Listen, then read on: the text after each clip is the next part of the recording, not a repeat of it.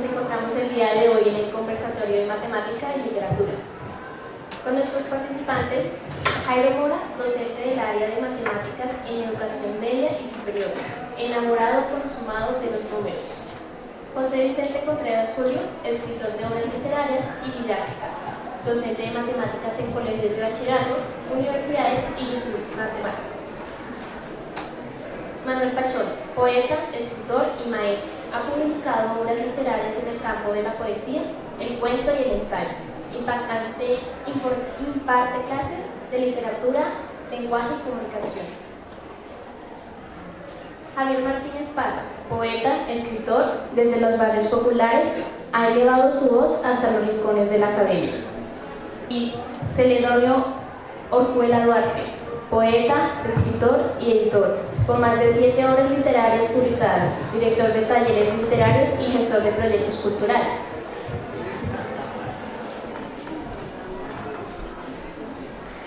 Bueno, ahora sí.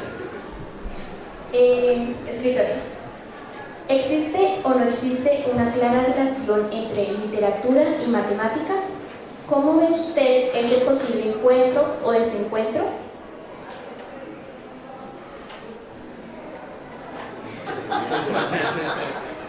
Vamos a empezar desde la parte más dura, que es la parte de las matemáticas.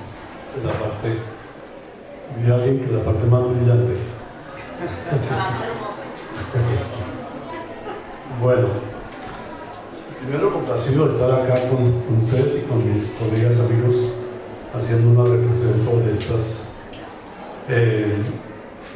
importantes áreas del conocimiento, del arte, de la cultura. Evidentemente sí hay una relación muy fuerte sobre matemáticas y literatura. De todas maneras, pues tienen en común el hecho de que son formas de comunicación.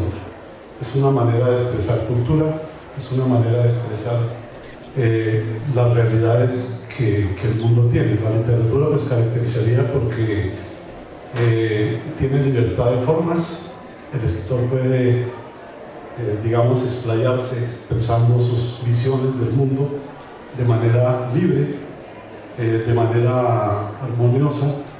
Precisamente la característica de la literatura es que puede expresar con estilo, puede expresar con formas que sean agradables al lector. Finalmente el objetivo de la literatura es agradar al lector, es comunicar de manera estética. La matemática se le acusa de ser un poco fría en el sentido de que también es una forma de comunicación, pero pues se trata de expresar la realidad, o sea, entonces hay una diferencia clásica en la matemática que es precisa, es simplemente una cifra que indica una característica del entorno. El poeta podría explayarse diciendo muchas cosas para expresar la misma sensación, y de todas maneras tendríamos diversas formas porque, como decimos, cada persona desde su punto, desde su ubicación puede ver las cosas diferentes, pero el objeto que estamos observando es el mismo. Entonces ahí también como una reflexión de qué manera podemos ver ese objeto que está ahí para que lo veamos, pero todos lo vemos diferentes. Entonces de alguna manera la matemática ha permitido que podamos ver el mismo objeto de manera objetiva, no tanto con los, digamos, los filtros que cada persona puede tener a través de su formación cultural, de sus valores, sino que la matemática y en general la ciencia permitiría una visión objetiva de la realidad.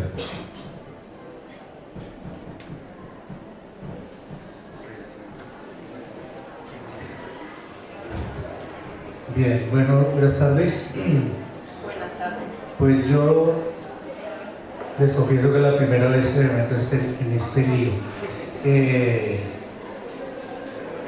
Lo que diré es lo siguiente.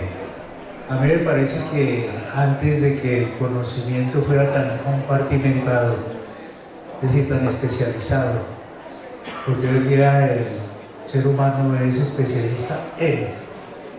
Uno va al médico y el médico va a una consulta y lo llaman el médico general, que es como una especie de recepcionista. Y el médico general hace lo que hace un enfermero, una enfermera, y le dice, lo remite a unos exámenes, después de los exámenes viene el especialista y etcétera. Eso está pasando un poco como con el conocimiento en general actualmente. Creo que en épocas pretéritas no era así. Da Vinci y otros que vienen a su pensamiento tenían un conocimiento de todo y no había esa compartimentación. Entonces, y a pesar de que ya en tiempos modernos los escritores que viven o que vivimos bajo un mundo más compartimentado no dejan de aparecer, por ejemplo, matemáticos que se dedicaron a la literatura como Lewis Carroll y otros que, a pesar de tener formación en ciencias exactas, hicieron ficción. O sea que eso no es un divorcio en absoluto, al contrario, es como una yunta, porque yo creo que la matemática es como la música, en el sentido de que enseña a concentrarse a la persona en esos jueguitos de la matemática. ¿Cierto? Que la matemática, me refiero a la matemática elemental, porque yo no estoy hablando de matemáticas ya avanzadas, porque yo no tengo ni idea de qué será eso, pero matemáticas elementales supongo yo que, o veo yo que es como más un jueguito, que es el juego también de la literatura. Y para finalizar esta primera intervención, quiero decir que uno cuando, yo creo que más un poco en la prosa que en la poesía, la prosa necesita de un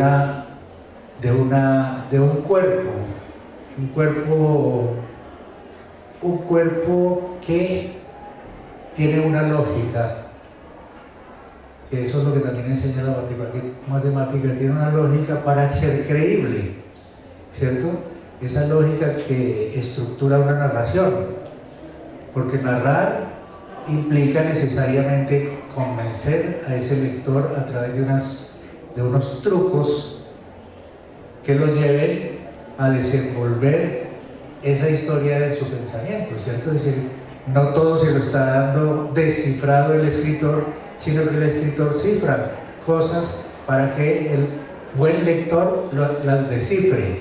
Los malos escritores, digo malos, bueno, eso no debería decirse, digo, hay escritores que dan muy descifrado todo, y al dar eso tan descifrado pierde como el encanto de las matemáticas. Hasta ahí. Bien, si uno mira la historia de la literatura desde tiempos antiguos hasta nuestros días, encuentra en los escritores, hablo yo desde el campo de la literatura, por supuesto no soy matemático, encuentra muchos escritores de un lado o de otro. O sea, aquellos que se apartaron de la matemática y que la criticaron de manera personal, no como ciencia, sino que como que no era algo prioritario en su vida. Por ejemplo, el poeta Pablo Neruda, habiendo recibido el Premio Nobel de Literatura, él decía públicamente que él nunca había aprendido a dividir, que le había costado mucho trabajo y que no sabía hacer la operación de la división. Y parte en broma, parte en serio, Juan Manuel Roca dice, que es el gran poeta colombiano, dice no saberse las tablas de multiplicar, y se burla diciendo que él lo obligaron a aprenderlas, pero se aprendió la música, pero no la letra de las tablas de multiplicar. Y así podríamos citar muchos casos de aquellos que se han puesto renuentes y que han dejado la matemática de lado, pero también encontramos grandes escritores que han asumido la matemática como parte importante de su quehacer literario. Hay un escritor vivo aún que en 2008 publicó una novela llamada La soledad de los números primos. Ese escritor se llama Paolo Giordano, un italiano, y es físico teórico, es físico puro que llaman, ¿no? Físico teórico, y fíjense cómo la idea de los números primos, como unos números difíciles de operar, solitarios, que no se relacionan sino con ellos mismos, él le pone una psicología a eso y se inventa unos personajes que son como los números primos. Esa idea matemática, él que es físico, la lleva a una ficción literaria y produce una gran novela. Esa novela ha sido traducida a 23 idiomas, su original es el italiano, y le ha significado premios y reconocimientos al autor. Entonces, con esos ejemplos que he dado de los que entran de lleno a la matemática y unen matemática y literatura, o los que la han rechazado, daría mi intervención sobre esa relación. Bueno, también les contaría que el poeta Pablo Neruda, de quien empecé hablándoles que rechazaba un poco en su vida la matemática, escribió una hermosa oda a los números que se encuentra en su libro Odas Elementales. Buenas tardes. Mi relación con las matemáticas, yo creo que la que tienen todos los poetas. Yo vengo escribiendo hace como 30 años, aunque no se note. Y mi último libro se llama Amor Tecnológico. Y yo creo que la máxima expresión en este momento de las matemáticas son estas tecnologías que tenemos, el Internet y este lenguaje nuevo que estamos utilizando. Alguna vez le hice un poema en homenaje a Pitágoras que me gustaría compartirlo con ustedes sobre las matemáticas, porque en alguna época de mi bachillerato tuve dificultad con las matemáticas, pero después me di cuenta que eran básicas para poder hacer poesía.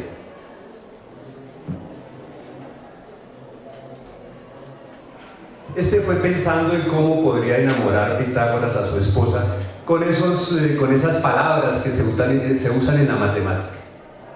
Declaración de Pitágoras: mi mujer es un término positivo, una cantidad compleja.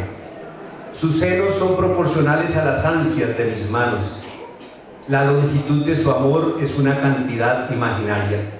En sus líneas encuentro la perfección matemática, porque su hipotenusa reemplaza el valor de mis cálculos y porque en su coseno descansa mi cabeza cuando ella acaricia.